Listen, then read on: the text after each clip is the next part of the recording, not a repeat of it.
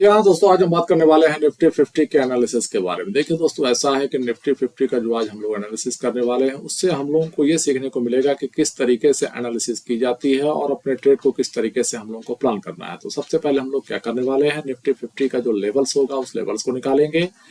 यानी सबसे पहले लेवल को हम सर्च करेंगे। लेवल निकालने के बाद हम लोग को एक काम ये करना है कि निफ्टी 50 का हम रेजिस्टेंस निकालेंगे। ठीक है, रेजिस्टेंस क्या है, बहुत जरूरी चीज होती है। इसके बाद हम लोग सपोर्ट की बात करेंगे।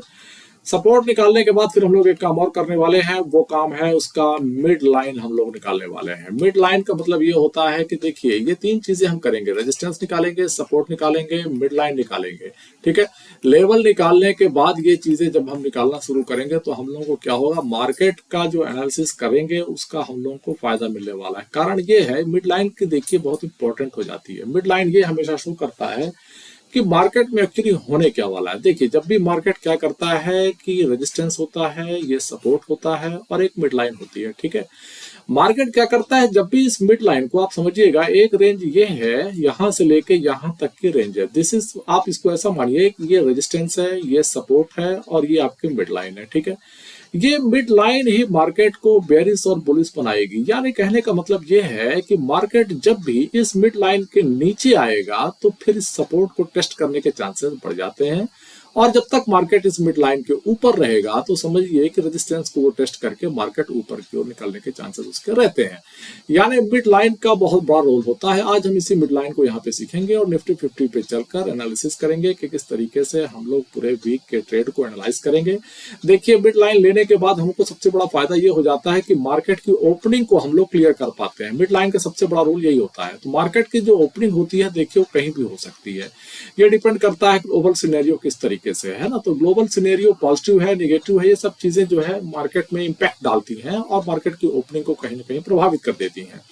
तो हम लोग करेंगे क्या कि जब हम उसको दो हिस्से में बांट लेते हैं, ये अपर हैंड है, ये लोअर हैंड है। ठीक है ना, तो मार्केट का अपर हैंड ये शो करता है कि मार्केट अभी बुलिश बना हुआ है और मार्केट का जो लोअर हैंड है वो ये शो करता है कि मार्केट बेरिश हो चुका है। अच्छा, लेकिन एक चीज का ध्यान रखिएगा कि ये जो बुलिश हम मान रहे हैं वो इस रेंज को मान रहे हैं, रेजिस्टेंस तक के लिए मान रहे हैं। ठीक है, और जो बेरिश मान रहे हैं वो इस सपोर्ट तक के लिए बेरिश मान रहे हैं। ठीक है, ये मिड लाइन से हम लोग ये क्लियर करेंगे। तो सीधे चलते हैं निफ्टी 50 के चार्ट पर और वहां पर एनालिसिस करते हैं कि मार्केट में किस तरीके से मार्केट की ओपनिंग को हम देखकर किस तरीके से एनालाइज कर सकते हैं कि मार्केट कहां जा सकता है और मार्केट में क्या क्या हो सकता है दोस्तों।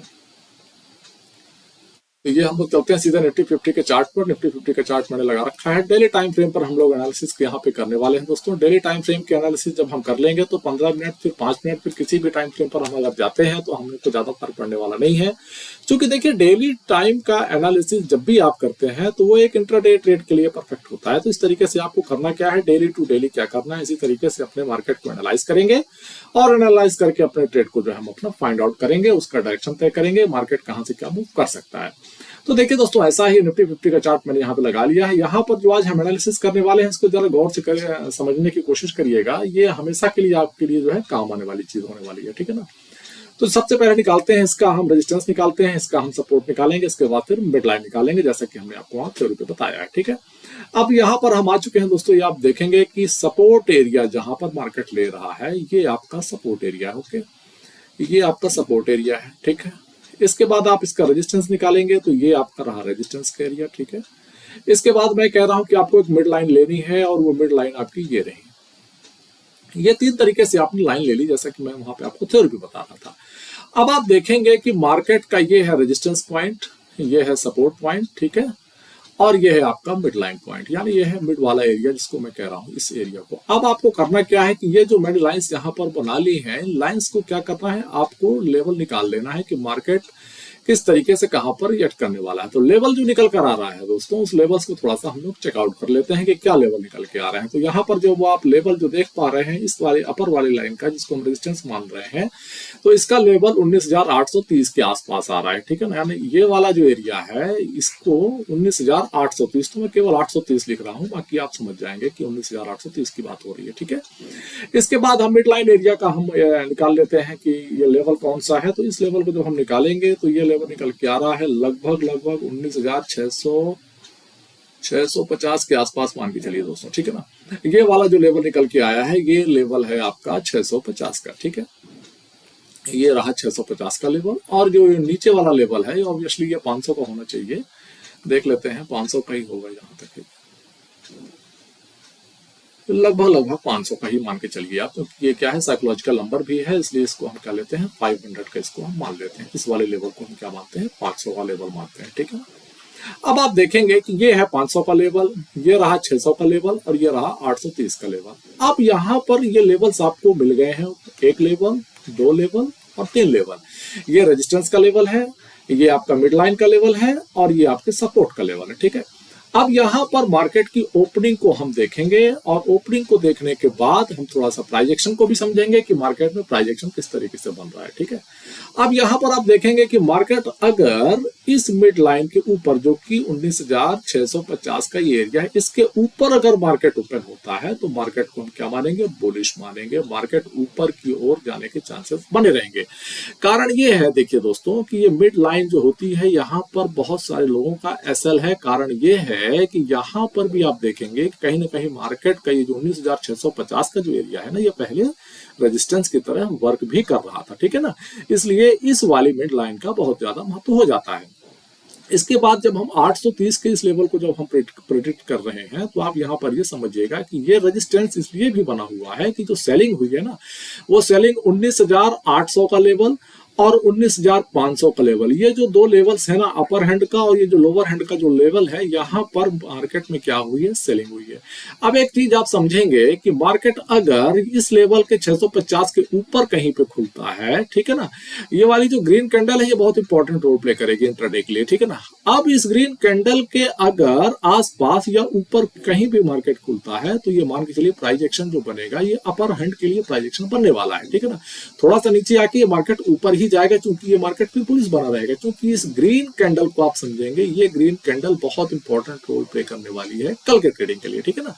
अब होने क्या वाला है कि मार्केट का प्राइस एक्शन थोड़ा सा अगर हम समझेंगे, बहुत ही थोड़ा सा समझेंगे, तो बहुत अच्छे से समझ में हमको आएगा कि इस वाली जो ग्रीन कैंडल है इसका कितना महत्व होने वाला है। अब आप देखेंगे इस ग्रीन कैंडल को, तो दरअसल प्राइस एक्शन जो बन रहा है वो इस तरीके से बन रहा है कि अगर इस ग्रीन कैंडल का लो टूटा, यानी 19,650 का लो अगर टूट गया ये, तो मार्केट यहां से क्या हो जाने वाला है, नीचे की ओर जाने वाला है। प्राइस एक्शन हम 19,500 से स्टार्ट कर रहे हैं, क्योंकि ये हम इसको क्या मान रहे हैं, सपोर्ट लेवल इसको मान रहे हैं। तो आप मार्केट देखेंगे कि इस तरीके से कहीं मार्केट यहाँ पर क्लोज किया हुआ है, ठीक है।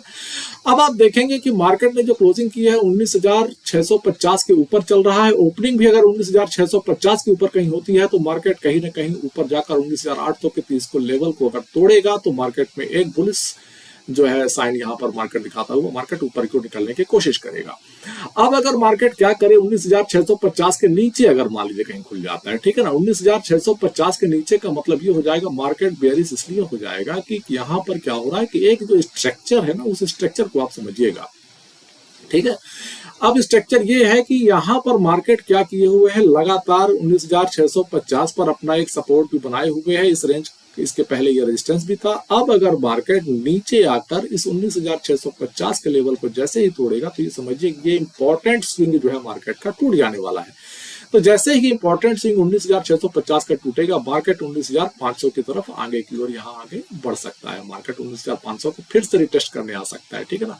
ये बहुत ही इंपॉर्टेंट चीज है दोस्तों, इस चीज को समझेंगे कि ये जो मिड लाइन होती है, ये मिड लाइन के टूट जाने के बाद ऊपर के एरिया आप इसको प्लस मानेंगे और नीचे का एरिया आप क्या मानेंगे, माइनस मानेंगे। यानी 19,650 का लेवल अगर टूटता है तो मार्केट नीचे की ओर जा सकता है, 19,650 के अगर ऊपर मार्केट बना हुआ है तो ये मान के चलिए कि एनी टाइम मार्केट अपने ऊपर की ओर जा सकता है। अब हम लोगों को करना क्या है, जब भी हम लोग अपना ट्रेड प्लान करेंगे तो मार्केट की ओपनिंग को ध्यान रखेंगे।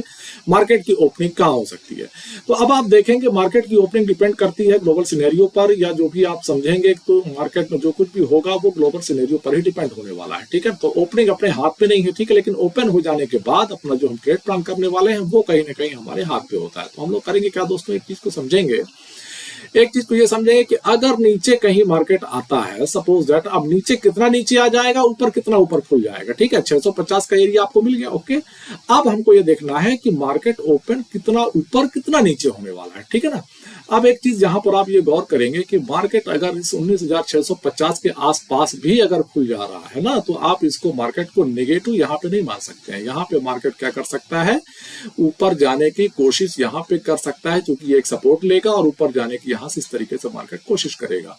नीचे आने के चांसेस तभी हैं जब ये 650 के नीचे अगर मार्केट कहीं पे खुल जाए। सपोज दैट यहाँ बीच में कहीं मार्केट खुल जाता है इस एरिया पे, तब भी मार्केट क्या करेगा, ऊपर जाकर इस 650 से रेजिस्टेंस एक बार जरूर लेने जाएगा, ठीक है ना।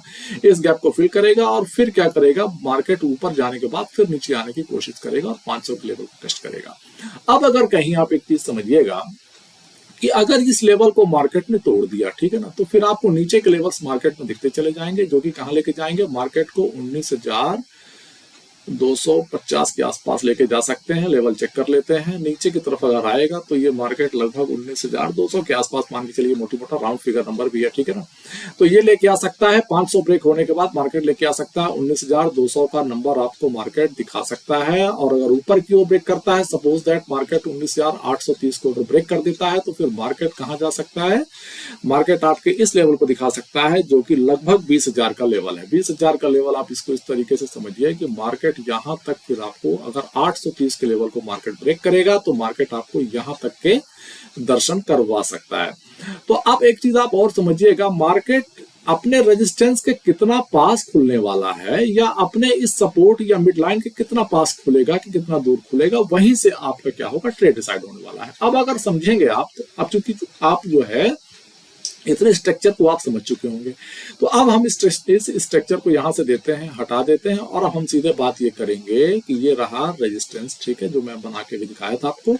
मार्केट अगर देखिए, अगर ये वाली कैंडल जो बनी हुई है ना, इसके ऊपर अगर ओपन होता है तो बहुत ज्यादा चांसेस है कि इसको ब्रेक कर देगा, ठीक है ना। अगर इस कैंडल के मार्केट नीचे आता है, ठीक है ना, तो बहुत ज्यादा चांसेस हैं कि मार्केट इस लेवल को टेस्ट कर लेगा, ठीक है ना। देखिए सिंपल सी बात है, ये वाली जो कैंडल जो बुलिश बनी हुई है, इसके नीचे नहीं आना चाहिए मार्केट को। इसके नीचे अगर मार्केट अगर आएगा तो फिर मान के चलिए कि मार्केट के लिए अच्छी खबर नहीं है। मार्केट कहीं ना कहीं फिर नीचे का लेवल ये वाला भी दिखा सकता है और फिर ये वाला भी दिखा सकता है। तो दोस्तों एक चीज को और यहाँ पे ध्यान रखेंगे आप, कि मार्केट जितना ज्यादा सटके खुलेगा ना ऊपर की ओर, यानी आप इसको ऐसा मानिए कि मार्केट अगर अपने इस लेवल के आसपास, जो मैं अभी बताया हूं आपको, इस लेवल के आसपास मान लीजिए गैप अप ओपन हो गया, तो गैप अप ओपन हो गया तब तो बहुत ही अच्छा है, बहुत ज्यादा चांसेस हैं कि इसको ब्रेक ही कर देगा, ठीक है ना। लेकिन अगर मान लीजिए मार्केट गैप डाउन खुलता है और 650 के नीचे आता है, तो फिर वही बात हो जाएगी, मार्केट ये नीचे की ओर आपको ले जा सकता है।